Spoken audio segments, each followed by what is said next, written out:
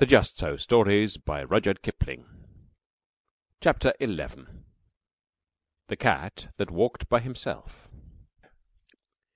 Hear and attend and listen, for this befell and behappened and became and was, O my best beloved, when the tame animals were wild.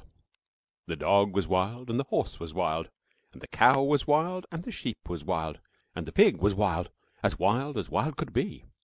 And they walked in the wet wild woods by their wild lones. But the wildest of all the wild animals was the cat. He walked by himself, and all places were alike to him. Of course, the man was wild too. He was dreadfully wild. He didn't even begin to be tame till he met the woman, and she told him that she did not like living in his wild ways. She picked out a nice dry cave instead of a heap of wet leaves to lie down in, and she strewed clean sand on the floor, and she lit a nice fire of wood at the back of the cave, and she hung dried wild horse skin, tail down, across the opening of the cave, and she said, "Wipe your feet, dear, when you come in, and now we'll keep house." That night, best beloved, they ate wild sheep roasted on the hot stones, and flavoured with wild garlic and wild pepper, and wild duck stuffed with wild rice, and wild fenugreek and wild coriander, and marrow bones of wild oxen, and wild cherries, and wild grenadillas. Then the man went to sleep in front of the fire, ever so happy. But the woman sat up, combing her hair.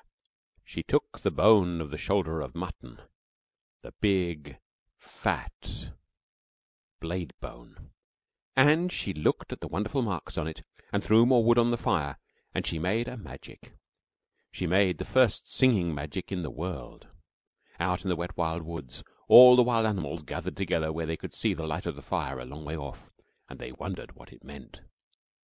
Then the wild horse stamped his wild foot and said, "Oh, my friends, and oh, my enemies, why have the man and the woman made that great light in that great cave, and what harm will it do us?" Wild Dog lifted up his wild nose and smelled the smell of roast mutton, and said, "I will go up and see, and look and say, for I think it is good. Cat, come with me." "Nay," said the cat. "I am the cat who walks by himself, and all places are alike to me. I will not come." "Then we can never be friends again," said Wild Dog, and he trotted off to the cave. But when he had gone a little way, the cat said to himself, "All places are alike to me. Why should I not go too, and see and look, and come away at my own liking?" So he slipped after Wild Dog, softly, very softly, and hid himself where he could hear everything. When Wild Dog reached the mouth of the cave, he lifted up the dried horse-skin with his nose, and sniffed the beautiful smell of the roast mutton. And the woman, looking at the blade bone, heard him, and laughed, and said, "Here comes the first wild thing out of the wild woods. What do you want?" Wild Dog said, "Oh, my enemy and wife of my enemy, what is this that smells so good in the wild woods?" Then the woman picked up a roasted mutton bone and threw it to the Wild Dog, and said, "Wild thing out of the wild woods, taste and try." Wild Dog gnawed the bone, and it was more delicious than anything he had ever tasted. And he said, "Oh, my enemy and wife of my enemy, give me another." The woman said, "Wild thing out of the wild woods, help my man to hunt through the day, and guard this cave at night, and I will give you as many roast bones as you need."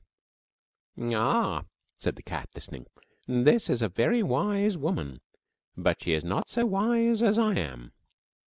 Wild Dog crawled into the cave, and laid his head on the woman's lap, and said, "Oh, my friend and wife of my friend, I will help your man hunt through the day, and at night I will guard your cave." "Ah," said the cat, listening, "that is a very foolish dog." And he went back through the wet wild woods, waving his wild tail, and walking by his wild lone. But he never told anybody. When the man waked up, he said, "What is Wild Dog doing here?" And the woman said, "His name is not Wild Dog any more, but the First Friend, because he will be our friend for always and always and always. Take him with you when you go hunting." That night the woman cut great green armfuls of fresh grass from the water meadows, and dried it before the fire, so that it smelt like new mown hay. and she sat at the mouth of the cave and plaited a halter out of horsehide, and she looked at the shoulder of mutton bone, the big broad blade bone, and she made a magic. She made the second singing magic in the world. Out of the Wild Woods all the wild animals wondered what had happened to Wild Dog, and at last Wild Horse stamped with his foot and said, "I will go and see and say why Wild Dog has not returned. Cat, come with me." "Nenny," said the cat, "I am the cat who walks by himself, and all places are alike to me. I will not come." But all the same he followed Wild Horse softly, very softly, and hid himself where he could hear everything. When the woman heard Wild Horse tripping and stumbling on his long mane, she laughed and said, "Here comes the second, Wild Thing out of the Wild Woods. What do you want?" Wild Horse said, "Oh, my enemy and wife of my enemy, where is Wild Dog?" The woman laughed and picked up the blade bone and looked at it and said, "Wild Thing out of the Wild Woods, you did not come here for Wild Dog, but for the sake of this good grass." And Wild Horse, tripping and stumbling on his long mane, said, "That is true. Give it me to eat." The woman said, "Wild Thing out of the Wild Woods, bend your wild head and wear what I give you, and you shall eat the wonderful grass 3 times a day." "Ah," said the cat, listening, "this is a clever woman, but she is not so clever as I am." Wild Horse bent his wild head, and the woman slipped the plaited hide halter over it, and the Wild Horse breathed on the woman's feet and said, "Oh, my mistress and wife of my master, I will be your servant for the sake of the wonderful grass." "Ah," said the cat, listening, "that is a very foolish horse." And he went back through the wet wild woods, waving his wild tail and walking by his wild lone. But he never told anybody. When the man and the dog came back from hunting, the man said, "What is Wild Horse doing here?" And the woman said, "His name is not Wild Horse any more, but the first servant, because he will carry us from place to place for always and always and always. Ride on his back when you go hunting." Next day, holding her wild head high, that her wild horns should not catch in the wild trees, Wild Cow came up to the cave, and the cat followed and hid himself just the same as before, and everything happened just the same as before, and the cat said the same things as before, and then Wild Cow promised to give her milk to the woman every day in exchange for the wonderful grass. The cat went back through the wet wild woods, waving his wild tail and walking by his wild lone, just the same as before. But he never told anybody. And when the man and the horse and the dog came home from hunting and asked the same questions, same as before, the woman said, "Her name is not Wild Cow any more, but the giver of good food.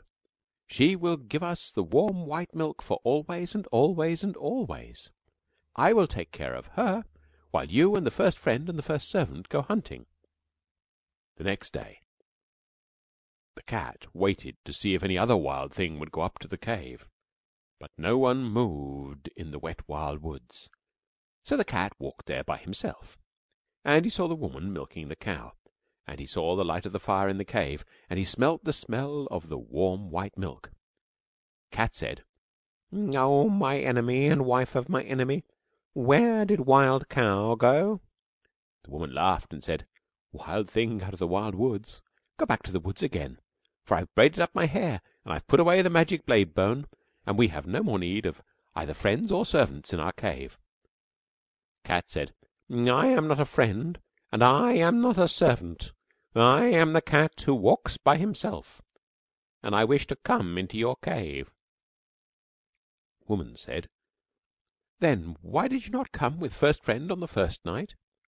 Cat grew very angry and said, "Has Wild Dog told tales of me?" Then the woman laughed and said, "You are the cat who walks by himself, and all places are alike to you. You are neither a friend nor a servant. You've said it yourself. Go away and walk by yourself in all places alike." Then the cat pretended to be sorry, and said, "Must I never come into the cave? Must I never sit by the warm fire? Must I never drink the warm white milk? You are very wise and very beautiful.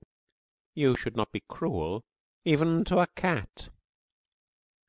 Woman said, "I knew I was wise, but I did not know I was beautiful. So I'll make a bargain with you. If I ever say one word in your praise, you may come into the cave." "And if you say 2 words in my praise?" said the cat.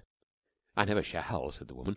"But if I say 2 words in your praise, you may sit by the fire in the cave." "And if you say 3 words?" said the cat. "I never shall," said the woman. "But if I say 3 words in your praise, you may drink the warm white milk 3 times a day, for always and always and always." Then the cat arched his back and said, "Now let the curtain at the mouth of the cave, and the fire at the back of the cave, and the milk pots that stand beside the fire, remember what the enemy and the wife of my enemy has said." And he went away through the wet wild woods, waving his wild tail and walking by his wild lone. That night, when the man and the horse and the dog came home from hunting, the woman did not tell them of the bargain she had made with the cat, because she was afraid that they might not like it. The cat went far and far away, and hid himself in the wet wild woods by his wild lone for a long time, till the woman forgot all about him. Only the bat, the little upside-down bat that hung inside the cave, knew where Cat hid, and every evening Bat would fly to Cat with news of what was happening. One evening Bat said, "There is a baby in the cave. He is new and pink and fat and small, and the woman is very fond of him." "Ah," said the cat, listening. "But what is the baby fond of?" "He is fond of things that are soft and tickle," said the bat. "He is fond of warm things to hold in his arms when he goes to sleep. He is fond of being played with. He is fond of all those things." "Ah," said the cat, listening. "Then my time has come." Next night the cat walked through the wet wild woods, and hid very near the cave till morning time, and man and dog and horse went hunting. The woman was busy cooking that morning, and the baby cried and interrupted, so she carried him outside the cave and gave him a handful of pebbles to play with, but still the baby cried. Then the cat put out his patty paw and patted the baby on the cheek, and it cooed, and the cat rubbed against its fat knees and tickled it under its fat chin with his tail, and the baby laughed, and the woman heard him and smiled. Then the bat, the little upside-down bat that hung in the mouth of the cave, said, "Oh, my hostess, and wife of my host, and mother of my host's son, a wild thing from the wild woods is most beautifully playing with your baby." "A blessing on that wild thing, whoever he may be," said the woman, straightening her back, "for I was a busy woman this morning, and he has done me a service." That very minute and second, Best Beloved, the dried horse-skin curtain that was stretched tail down at the mouth of the cave fell down, whoosh, because it remembered the bargain she had made with the cat, and when the woman went to pick it up, lo and behold, the cat was sitting quite comfy inside the cave. "Oh, my enemy, and wife of my enemy, and mother of my enemy," said the cat, "it is I, for you have spoken a word in my praise, and now I can sit within the cave for always and always and always. But still I am the cat who walks by himself, and all places are alike to me." The woman was very angry, and shut her lips, and took up her spinning-wheel and began to spin. But the baby cried because the cat had gone away, and the woman could not hush it, for it struggled and kicked and grew black in the face. "Oh, my enemy, and wife of my enemy, and mother of my enemy," said the cat, "take a strand of the wire that you are spinning, and tie it to your spinning-whorl, and drag it along the floor, and I will show you a magic that shall make your baby laugh as loudly as he is now crying." "I will do so," said the woman, "because I am at my wit's end, but I will not thank you for it." She tied the thread to the little clay spindle-whorl, and drew it across the floor, and the cat ran after it, and patted it with his paws, and rolled head over heels, and tossed it backwards over his shoulder, and chased it between his hind legs, and pretended to lose it, and pounced down upon it again, till the baby laughed as loudly as it had been crying, and scrambled after the cat, and frolicked all over the cave, till it grew tired and settled down to sleep with the cat in its arms. "Now," said the cat, "I will sing the baby a song that shall keep him asleep for an hour." And he began to purr, loud and low, low and loud, till the baby fell fast asleep. The woman smiled as she looked down upon the two of them, and said, "That was wonderfully done. No question but you are very clever, O cat." That very minute and second, O best beloved, the smoke of the fire at the back of the cave came down in clouds from the roof, puff, because it remembered the bargain she had made with the cat. And when it had cleared away, lo and behold, the cat was sitting quite comfy close to the fire. "Oh, my enemy, and wife of my enemy, and mother of my enemy," said the cat, "it is I, for you have spoken a second word in my praise, and now I can sit by the warm fire at the back of the cave for always and always and always. But still I am the cat who walks by himself, and all places are alike to me." Then the woman was very, very angry, and let down her hair, and put more wood on the fire, and brought out the blade bone of the shoulder of mutton, and began to make a magic that should prevent her from saying a third word in praise of the cat. It was not a singing magic, best beloved, it was a still magic. And by and by the cave grew so still that a little wee mouse crept out of a corner and ran across the floor. "Oh, my enemy, and wife of my enemy, and mother of my enemy," said the cat, "is that little mouse part of your magic?" "Oh, gee, no, indeed," said the woman, and she dropped the blade bone, and jumped up upon the footstool in front of the fire, and braided up her hair very quick, for fear that the mouse should run up it. "Ah," said the cat, watching, "then the mouse will do me no harm if I eat it?" "No," said the woman, braiding up her hair. "Eat it quickly, and I will ever be grateful to you." Cat made one jump and caught the little mouse, and the woman said, "100 thanks, for the first friend is not quick enough to catch little mice as you have done. You must be very wise." That very moment and second, O best beloved, the milk pot that stood by the fire cracked in two pieces, pht, because it remembered the bargain she had made with the cat. And when the woman jumped down from the footstool, lo and behold, the cat was lapping up the warm white milk that lay in one of the broken pieces. "Oh, my enemy, and wife of my enemy, and mother of my enemy," said the cat, "it is I, for you have spoken 3 words in my praise, and now I can drink the warm white milk 3 times a day, for always and always and always. But still I am the cat who walks by himself, and all places are alike to me." Then the woman laughed, and set the cat a bowl of warm white milk, and said, "O cat, you are as clever as a man. But remember that your bargain was not made with the man or the dog, and I do not know what they will do when they come home." "What is that to me?" said the cat. "If I have my place in the cave by the fire, and my warm white milk 3 times a day, I do not care what the man or the dog can do." That evening, when the man and the dog came into the cave, the woman told them all the story of the bargain, while the cat sat by the fire and smiled. Then the man said, "Yes, but he's not made a bargain with me, or with all proper men after me." Then he took off his 2 leather boots, and he took up his little stone axe, that makes 3, and he fetched a piece of wood and a hatchet, that's 5 altogether, and he set them out in a row, and said, "Now we will make our bargain.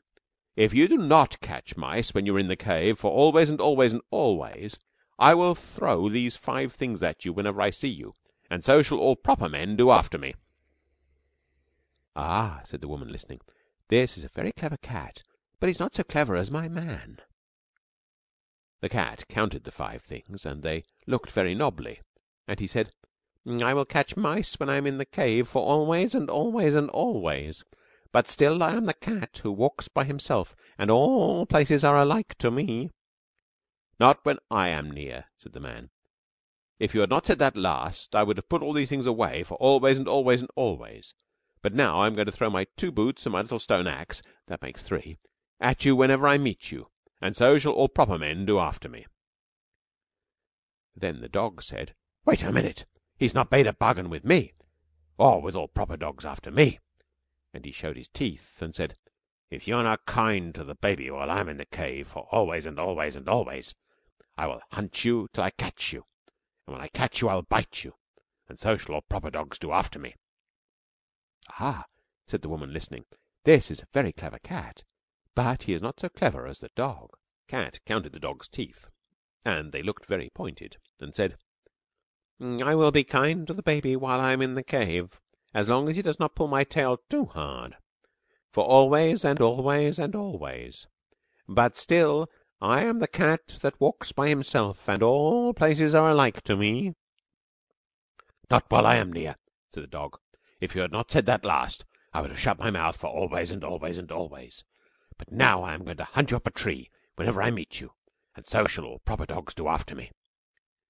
Then the man threw his 2 boots and his little stone axe, that makes 3, at the cat, and the cat ran out of the cave, and the dog chased him up a tree, and from that day to this, best beloved, 3 proper men out of 5 will always throw things at a cat whenever they meet him, and all proper dogs will chase him up a tree.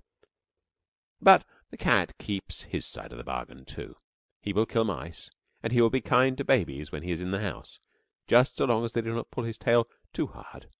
And when he has done that, and between times, and when the moon gets up and the night comes, he is the cat that walks by himself, and all places are alike to him. Then he goes out to the wet wild woods, or up in the wet wild trees, or on the wet wild roofs, waving his wild tail, and walking by his wild lone. Pussy can sit by the fire and sing. Pussy can climb a tree, or play with a silly old cork and string, to amuse herself, not me. But I like Binkie, my dog, because he knows how to behave. So Binkie's the same as the first friend was, and I am the man in the cave. Pussy will play Man Friday till it's time to wet her paw, and make her walk on the window sill for the footprint Crusoe saw. Then she fluffles her tail and mews, and scratches and won't attend. But Binkie will play whatever I choose, for he is my true first friend. Pussy will rub my knees with her head, pretending she loves me hard.